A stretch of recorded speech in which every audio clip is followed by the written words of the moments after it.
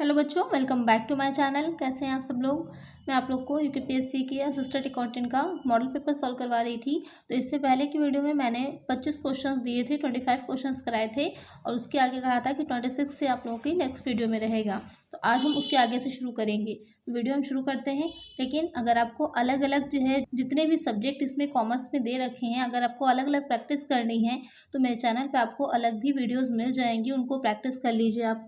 तो आपका अच्छे से तैयार हो जाएगा और रिवीजन हो जाएगा। तो उसकी सबकी जो बिजनेस स्टैटिक्स है, कॉस्ट है, मैनेजमेंट है, ऑडिटिंग है, इन सब की प्लेलिस्ट मैं आप लोग को जो डिस्क्रिप्शन बॉक्स है वहाँ पर इसका लिंक दे दूँगी। तो आप लोग वहाँ से देख लीजिएगा, आपको आसानी से मिल जाएंगी। उन सब की प्रैक्टिस एक बार कर लीजिए तो आपका कंप्लीट रिवीजन हो जाएगा। तो आइए शुरू करते हैं इसके आगे से। तो मैंने आप लोग को प्रीवियस वीडियो में जो क्वेश्चन दिया था, पहले हम उसे सॉल्व कर लेते हैं। वहाँ पर आपको क्या निकालना था, वहाँ पर निकालनी थी आप लोगों को करंट एसेट। तो क्वेश्चन जो था आप लोगों का कि यदि चालू अनुपात 2.5 तथा कार्यशील पूंजी 90,000 हो तो चालू संपत्तियों का मूल्य होगा। If current ratio is 2.5, working capital is ₹90,000, then the value of current asset would be ₹60,000, ₹1,35,000, ₹1,50,000, ₹2,25,000। तो यहाँ पर आपको निकालनी है चालू संपत्ति करंट एसेट। तो इसको निकालने के लिए हम क्या करेंगे, हमको पता है कि current asset minus current liability is equal to working capital होता है। तो यहाँ पर हम क्या करेंगे, करंट लायबिलिटी को x मान लेंगे। अब जब करंट लायबिलिटी हमारी x हो जाएगी तो करंट एसेट क्या हो जाएगी, 2.5x। तो यहाँ पर लिख लीजिए 2.5x minus x is equal to 90,000। एक आपकी इक्वेशन बन गई। अब हम इसको सॉल्व करेंगे तो सबसे पहले x में से x चला जाएगा तो कितना बचेगा, 2.5x माइनस x करेंगे तो आ जाएगा 1.5x इज इक्वल टू हो जाएगा 90,000। अब x आपका इधर रह जाएगा, उसके बाद इज इक्वल टू हो जाएगा 90,000 अपॉन 1.5। इसको डिवाइड करने पे आ जाएगा 60,000। तो 60,000 क्या निकल के आई, हमारी करंट लायबिलिटी निकल के आई। अब करंट एसेट निकालने के लिए क्या करेंगे, जो हमारी वर्किंग कैपिटल थी उसमें हम करंट लायबिलिटी को ऐड कर देंगे तो हमारी जो करंट एसेट है वो निकल आएगी। इन दोनों को ऐड करके क्या निकल आएगी, करंट एसेट निकल आएगी 1,50,000 की। तो करेक्ट आंसर क्या हो जाएगा हमारा, ऑप्शन सी। नेक्स्ट क्वेश्चन पे चलते हैं। साझेदारी के गठन के लिए साझेदारों के मध्य लिखित अनुबंध कहलाता है। The written agreement between the partners to a form a partnership is called. सम्मेलन का प्रमाण पत्र, सर्टिफिकेट ऑफ इनकॉर्पोरेशन, पार्षद सीमा नियम, मेमोरेंडम ऑफ एसोसिएशन, फर्म के निर्माण का प्रमाण पत्र, certificate of formation of firm, साझेदारी संलेख, पार्टनरशिप डीड। तो यहाँ पर जब हम बात साझेदारी की, पार्टनरशिप की कर रहे होते हैं तो उसको करने के लिए जो पार्टनरशिप डीड होता है यानी कि साझेदारी संलेख होता है वो इम्पॉर्टेंट होता है, क्योंकि वो एक ऐसा एग्रीमेंट होता है जिसमें जो पार्टनरशिप होती है उससे रिलेटेड सारी नियम और शर्तें जो होती हैं, टर्म्स एंड कंडीशंस दे रखी होती हैं, इसलिए वो सबसे इंपॉर्टेंट होता है। हाँ, जब बात हम कंपनी की कर रहे होंगे तो वहाँ पर सर्टिफिकेट ऑफ इनकॉर्पोरेशन, मेमोरेंडम है, ये सारी चीज़ें आएंगी, लेकिन साझेदारी में साझेदारी संलेख इंपॉर्टेंट होगा। करेक्ट आंसर क्या हो जाएगा, ऑप्शन डी। नेक्स्ट क्वेश्चन है, उत्पादन लागत होती है कॉस्ट ऑफ प्रोडक्शन इज मूल लागत प्लस कारखाना परिव्यय, prime cost plus factory overheads, कारखाना लागत प्लस प्रशासनिक परिव्यय, factory cost plus administrative overheads, प्रत्यक्ष लागत प्लस अप्रत्यक्ष व्यय, direct cost plus indirect expenses, मूल लागत प्लस प्रशासनिक परिव्यय, prime cost plus administrative overheads. तो क्वेश्चन में कह रहा है कि जो कॉस्ट ऑफ प्रोडक्शन होती है क्या होती है। तो कॉस्ट ऑफ प्रोडक्शन में हमारी तीन चीज़ें ऐड होती हैं, क्या हो जाएंगी, प्राइम कॉस्ट होती है, जो हमारी फैक्ट्री कॉस्ट होती है, और तीसरी हो जाती है जो ऑफिस कॉस्ट होती है। इन तीनों को ऐड करने के बाद क्या निकल के आ जाती है, हमारी जो कॉस्ट ऑफ प्रोडक्शन है वो निकल के आती है। तो यहाँ पर जो ऑप्शन आपका करेक्ट होगा वो हो जाएगा ऑप्शन बी, कारखाना लागत प्लस प्रशासनिक परिव्यय। तो यहाँ पर कारखाना लागत में आपके प्राइम कॉस्ट और फैक्ट्री ओवरहेड्स ये दोनों चीज़ें ऐड हो गई। अब उसमें जो हमने जो एडमिनिस्ट्रेटिव ये कहिए या ऑफिस एक्सपेंसेस कहिए उसको ऐड कर लिया तो हमारी क्या निकल के आ गई, कॉस्ट ऑफ प्रोडक्शन निकल के आ गई। एक आंसर यहाँ पर हो जाएगा ऑप्शन बी। नेक्स्ट क्वेश्चन है, मंदी के बाद आता है या आती है, आफ्टर रिसेशन कम्स समृद्धि, प्रॉस्पेरिटी, अवनति, डिप्रेशन, पुनरुत्थान, रिकवरी, स्थिरता, स्टैग्नेशन।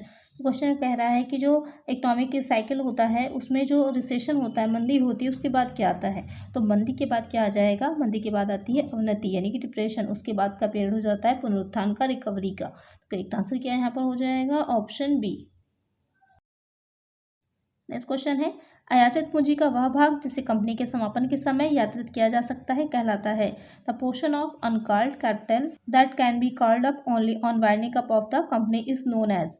अधिकृत पूंजी, ऑथराइज्ड कैपिटल, निर्गमित पूंजी, इशूड कैपिटल, प्रार्थित पूंजी, सब्सक्राइब्ड कैपिटल, संचित पूंजी, रिजर्व कैपिटल। तो यहाँ पर जो अयाचित पूंजी का वो भाग होता है जो कि तब तक जो है जिसकी मांग नहीं की जा सकती या इसका यूज़ नहीं किया जा सकता जब तक कि कंपनी का समापन नहीं होता, वाइंडिंग अप नहीं होता, तो वो कहलाता है संचित पूंजी यानी कि रिजर्व कैपिटल। तो एक आंसर यहाँ पर हो जाएगा ऑप्शन डी। नेक्स्ट क्वेश्चन है, साझेदारी का समापन किस कारण हो सकता है? द पार्टनरशिप में come to an end due to the साझेदार की मृत्यु, डेथ ऑफ ए पार्टनर, किसी साझेदार का दिवालिया होना, इंसॉल्वेंसी ऑफ ए पार्टनर, सभी साझेदारों की सहमति द्वारा, कंसेंट ऑफ ऑल पार्टनर्स, उपयुक्त सभी, ऑल ऑफ द अबव। तो जो क्वेश्चन में कह रहा है कि जो पार्टनरशिप होती है, साझेदारी होती है, उसका समापन जो होगा तो उन तीनों ही कारणों से हो सकता है। कंपनी की हम बात जब करते हैं तो किसी भी जो उसका सदस्य होते हैं या संचालक होते हैं उनकी मृत्यु का कंपनी पर कोई इफेक्ट नहीं पड़ता, ना ही उनके दिवालिया होने पर। लेकिन यहाँ पर जो साझेदारी होती है वहाँ पर पार्टनर की डेथ का या फिर पार्टनर के इंसॉल्वेंट होने का, इन सब का इफेक्ट पड़ता है साझेदारी पर। तो यहाँ पर करेक्ट आंसर होगा ऑप्शन डी। नेक्स्ट क्वेश्चन है, किसी सामान्य माध्य से लिए गए विचलनों का योग होता है। The sum of deviation taken from the arithmetic means of a series is 0, positive, negative, both B and C. तो आपको याद होगा जो स्टैंडर्ड डिविएशन हम लगा रहे थे, तो जब हम एक्चुअल मीन से लेते हैं डिविएशन तो उसका जो टोटल आता है वो 0 ही आता है, क्योंकि उसके जो दोनों साइड होते हैं प्लस और माइनस के वो इक्वल होते हैं, क्योंकि जो एक्चुअल मीन होता है वो बिल्कुल एकदम सटीक माप होती है। तो वहाँ पर एक आंसर हो जाएगा ऑप्शन ए। नेक्स्ट क्वेश्चन है, प्रतिभूति प्रीमियम है, सिक्योरिटी प्रीमियम इज ए। पूंजीगत प्राप्ति, कैपिटल रिसिप्ट, आयगत प्राप्ति, रेवेन्यू रिसिप्ट, व्यक्तिगत प्राप्ति, पर्सनल रिसिप्ट, चालू दायित्व, करंट लायबिलिटी। मैंने आप लोगों को पहले ही बताया था कि जो कैपिटल रिसिप्ट है, रेवेन्यू रिसिप्ट है, इसको अच्छे से समझ लीजिएगा और देख लीजिएगा, इससे एक ना एक क्वेश्चन आपके एग्जाम में ज़रूर बनेगा। तो यहाँ पर जो प्रतिभूति प्रीमियम होता है वो किस तरह का होता है? वो होती है पूंजीगत प्राप्ति होती है, कैपिटल रिसिप्ट होती है। तो करेक्ट आंसर क्या हो जाएगा? Option A. नेक्स्ट क्वेश्चन है, निम्नलिखित में से कौन सी व्यवसायिक पूर्वानुमान की एक तकनीक नहीं है? Which among the following is not a technique of business forecasting?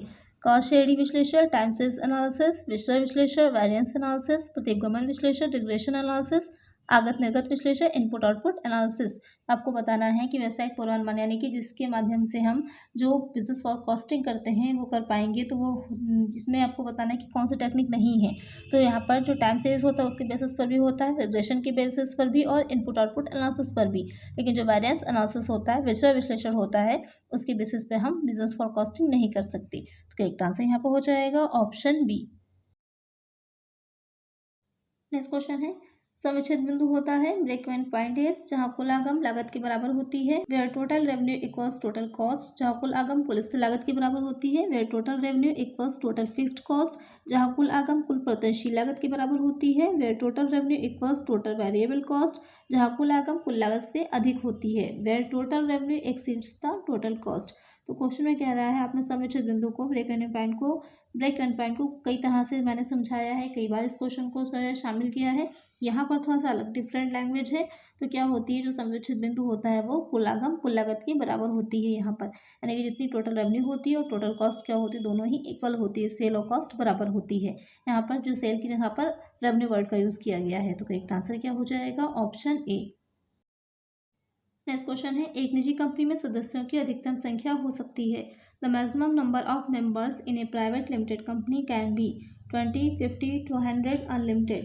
तो यहाँ पर बात हो रही है एक निजी कंपनी की। अगर हम बात करते हैं प्राइवेट कंपनी की तो वहाँ पर अनलिमिटेड होती है, अधिकतम संख्या की बात हो रही है। लेकिन यहाँ पर बात हो रही है प्राइवेट कंपनी की। तो प्राइवेट कंपनी में जो अधिकतम संख्या है वो 200 है। जो कंपनीज एक्ट 2013 है उसके अकॉर्डिंग इसको बढ़ा दिया गया है। पहले की अपेक्षा पहले 50 थी लेकिन अब 200 हो गई है। करेक्ट आंसर यहाँ पर हो जाएगा ऑप्शन सी। नेक्स्ट क्वेश्चन है, द्विज चतुर्थक को कहा जाता है। Second quartile is called mean, median, mode, none of the above. Question में कह रहा है जो सेकंड क्वार्टाइल होता है, तो आपने Q1, Q2 और Q3 निकाला है, तीन तरह के। जो Q2 होता है और वो उसकी वैल्यू और जो मीडियन हम निकालते हैं उसकी वैल्यू दोनों बराबर ही होती है, इक्वल होती है। तो यहाँ पर सेकंड क्वार्टाइल किसे कहा जाएगा? मीडियन को। करेक्ट आंसर हो जाएगा ऑप्शन बी। नेक्स्ट क्वेश्चन है, किए गए वास्तविक व्ययों से लागत का निर्धारण कहलाता है। Determination of cost from actual expenses incurred is termed as प्रत्यक्ष लागत लेखांकन, डायरेक्ट कॉस्टिंग, अप्रत्यक्ष लागत लेखांकन, इनडायरेक्ट कॉस्टिंग, ऐतिहासिक लागत लेखांकन, हिस्टोरिकल कॉस्टिंग, मानक लागत लेखांकन, स्टैंडर्ड कॉस्टिंग। तो यहाँ पर क्वेश्चन में जो कह रहा है कि जो वास्तविक व्यय होते हैं उससे लागतों का जब निर्धारण करते हैं तो वो हो जाती है हमारी ऐतिहासिक लागत लेखांकन यानी कि हिस्टोरिकल कॉस्टिंग। क्योंकि हिस्ट्री जो की बात हो रही है तो जो हमारे व्यय हो चुके होंगे वही व्यय तो हम लिखे होंगे वहाँ पर ना, क्योंकि जो एक्चुअल में हम कर चुके होंगे। तो यहाँ पर इसीलिए कहा गया है कि ऐतिहासिक लागत लेखांकन जो होता है वो वास्तविक व्यय से संबंधित होता है। करेक्ट आंसर हो जाएगा ऑप्शन सी।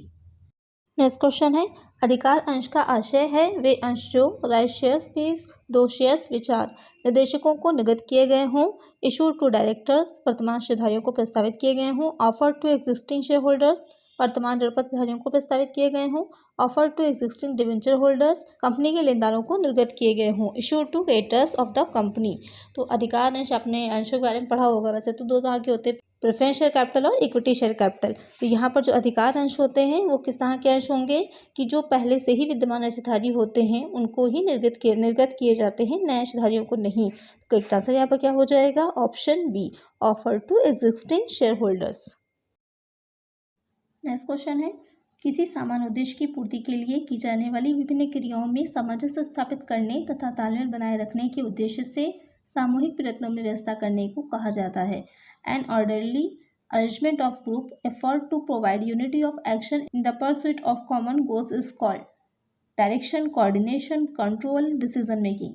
क्वेश्चन में क्या कह रहा है, ये किसी एक गोल के लिए जो कि सबका समान होगा की पूर्ति के लिए जो जितने भी लोग काम कर रहे हैं उन सबकी आपस की क्रियाओं में एक सामंजस्य बना करके सामूहिक प्रयत्नों यानी कि जो है एक ग्रुप एफर्ट के साथ किसी काम को किया जा रहा है, तो इस तरह की व्यवस्था क्या कहलाती है। तो ये आपको पता ही होगा, ये हो जाता है कोऑर्डिनेशन, समन्वय। जब कई व्यक्ति किसी ऑर्गेनाइजेशन की अगर हम बात करते हैं तो ऑर्गेनाइजेशन क्या है, व्यक्तियों का एक समूह है, तो वो सब मिल करके किसी एक गोल की तरफ जो है चल रहे होते हैं और आपस में एक दूसरे के साथ सामंजस्य स्थापित करके कोऑर्डिनेट करके काम करते हैं, जिससे कि उस जो भी गोल हमने डिसाइड किया होता है प्रबंधकों ने संस्था का, उसे अचीव किया जा सके। तो करेक्ट आंसर हो जाएगा ऑप्शन बी। नेक्स्ट क्वेश्चन है, निम्नलिखित में से कौन सी तटस्थता वक्रों की विशेषता नहीं है, which among the following is not a property of indifference curves. तटस्थता वक्र एक दूसरे को नहीं काट सकते, indifference curves can not intersect each other.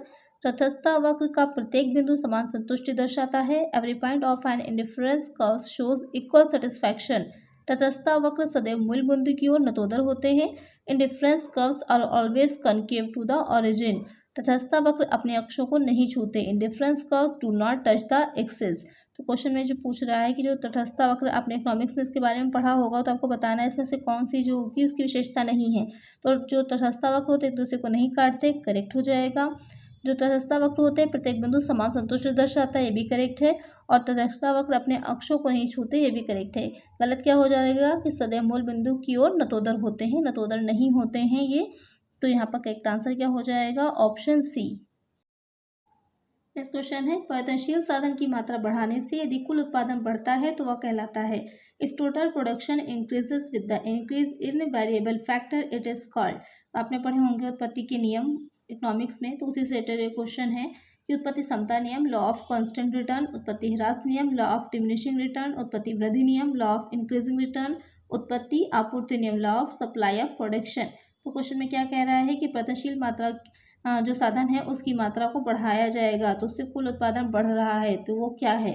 तो कुल उत्पादन बढ़ रहा है, मात्रा यानी कि जो वेरिएबल हमारे जो साधन है उसकी अगर जो फैक्टर है वेरिएबल हमारा, उसको अगर हम वृद्धि कर रहे हैं, इंक्रीज कर रहे हैं, तो उससे हमारा कुल प्रोडक्शन भी बढ़ रहा है। तो इसका मतलब वो कौन सा हो जाएगा, उत्पत्ति वृद्धि नियम होगा। तीन होते हैं आपके मेनली, जो इंक्रीजिंग रिटर्न होता है, लॉ ऑफ इंक्रीजिंग रिटर्न, वृद्धि नियम हो जाता है, उसके बाद आ जाता है कांस्टेंट रिटर्न, उसके बाद आ जाता है डिमिनिशिंग रिटर्न। यानी कि जब हम परिवर्तनशील साधनों में वृद्धि कर रहे होते हैं तो पहले तो उत्पादन क्या होता है, टोटल प्रोडक्शन बढ़ता है, उसके बाद क्या होता है कि कांस्टेंट हो जाता है, समता पर आ जाता है, उसके बाद क्या होता है, घटना शुरू हो जाता है, ह्रास होने लगता है। तो यहाँ पर जब बढ़ रहा है तो क्या हो जाएगा, उत्पत्ति वृद्धि नियम। करेक्ट आंसर होगा ऑप्शन सी। नेक्स्ट क्वेश्चन है, एक नए साझेदार के प्रवेश पर किसी संपत्ति के मूल्य में हुई वृद्धि को क्रेडिट किया जाता है।